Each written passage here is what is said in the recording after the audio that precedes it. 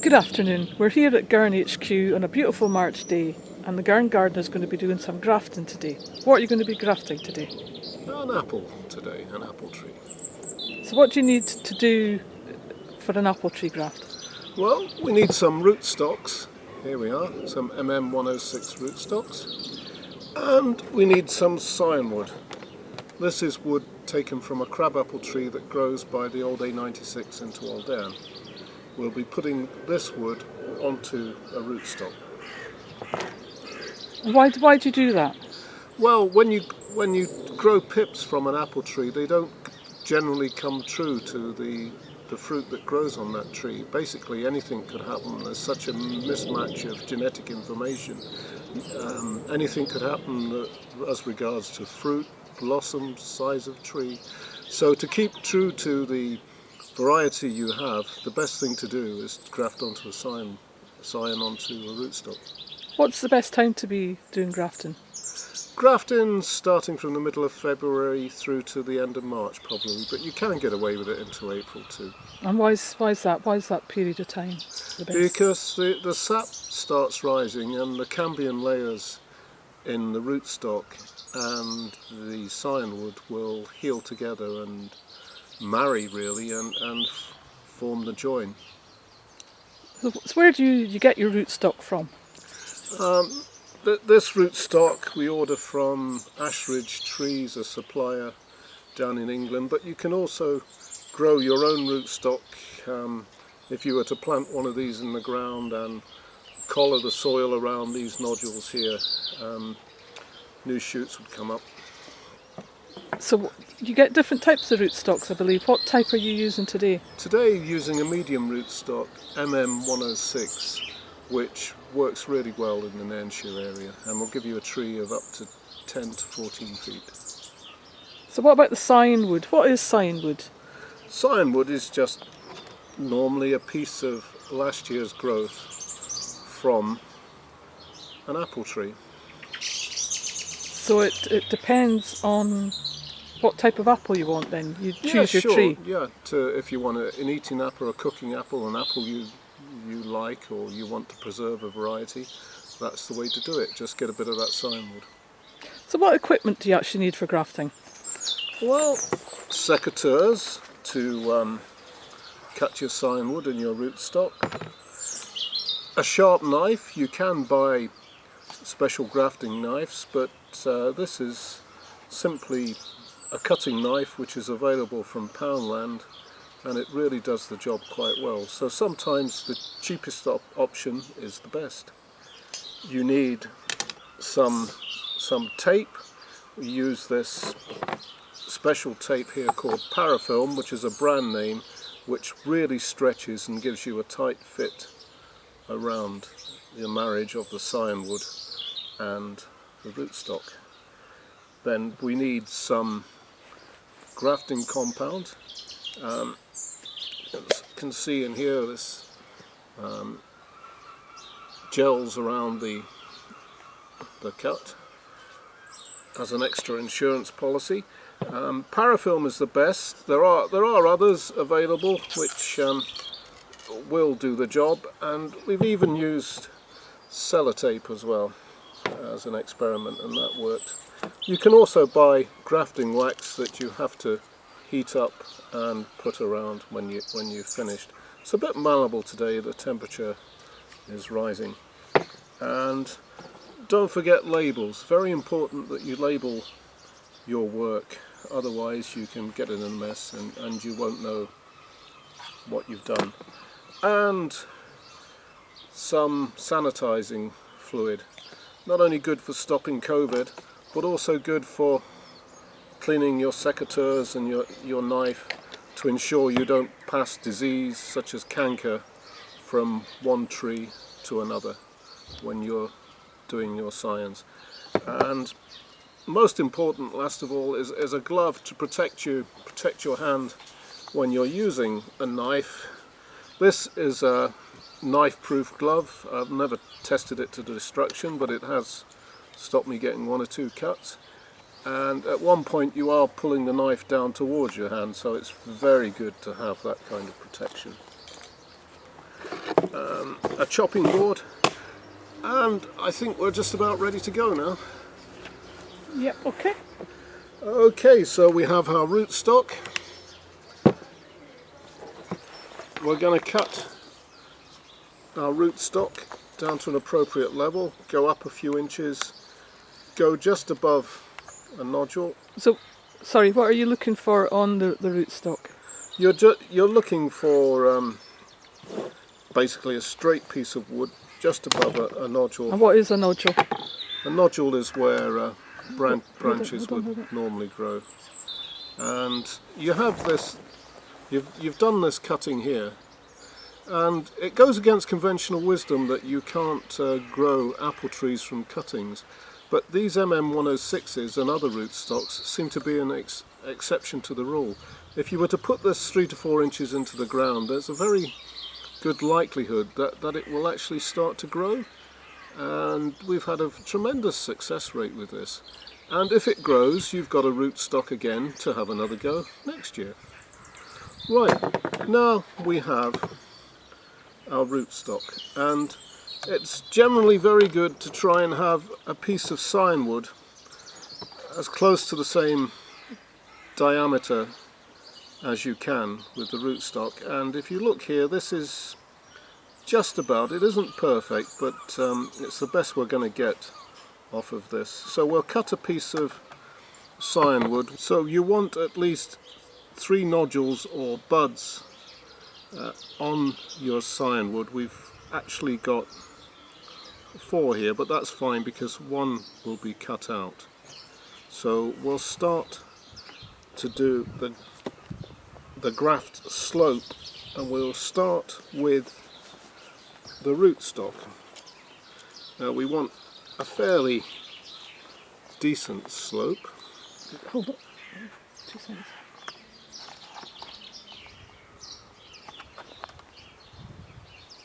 So this is you cutting an angle on the rootstock. Yeah, here we go.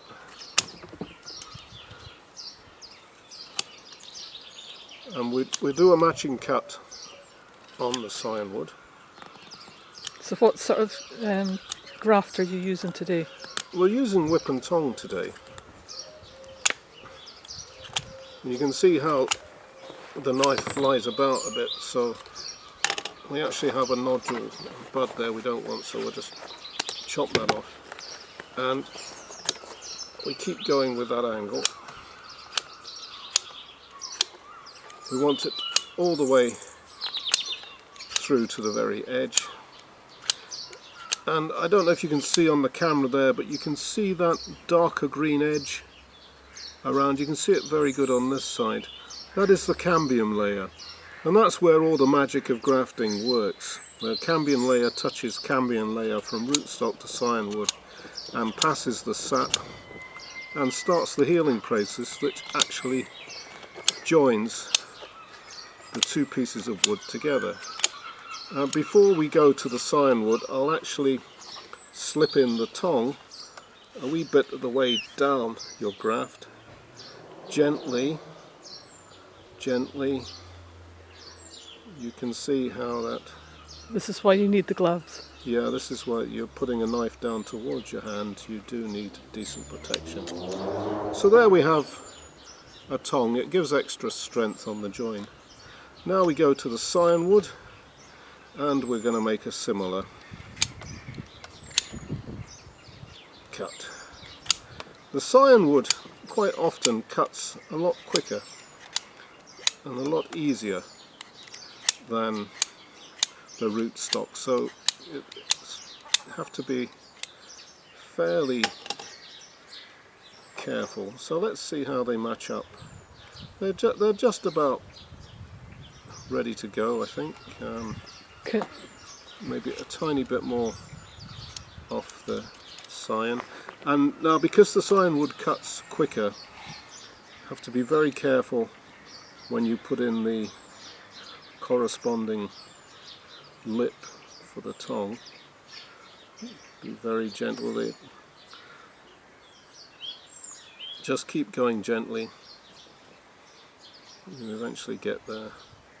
And I think we're We've probably got the same depth, and we will now join these two together.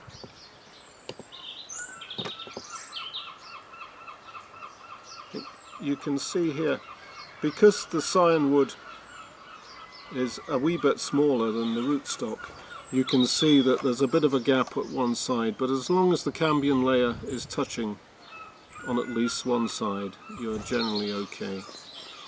And you can see the tension that that has given, that lip, that tongue. You have quite a strong join there. And so the next thing we're going to do... Can you turn that round so we can see it all the way round?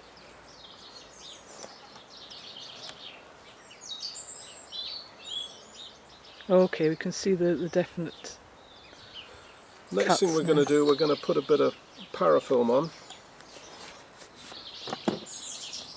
So we'll cut a piece of parafilm. And just look at this as it stretches. You want to keep the tension as you go around, stretching the parafilm. We want to keep this join watertight and keep disease out of there, so keep stretching the parafilm as you go. You have a lovely tight fit. Keep stretching,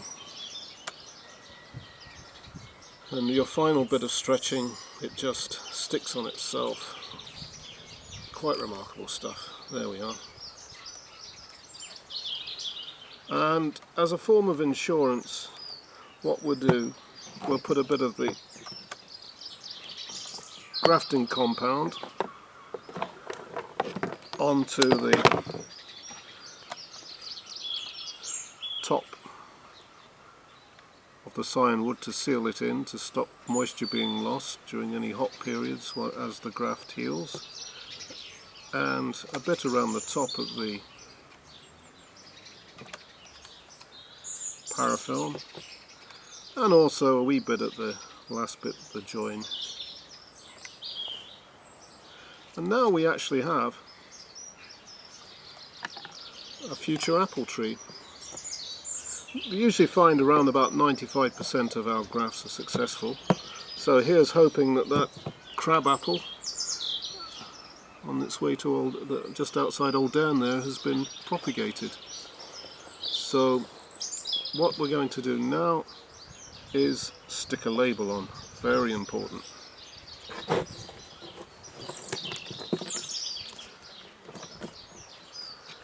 Crab, Old Down, A96.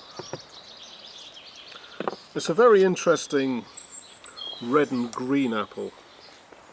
Not very tasty, but might be good to throw in with cider or to cook. Anyway, it's getting on very well there beside the road and has done well for several years, so worthy of propagation. And here we go. So next thing is to stick this in the ground or even in a big pot.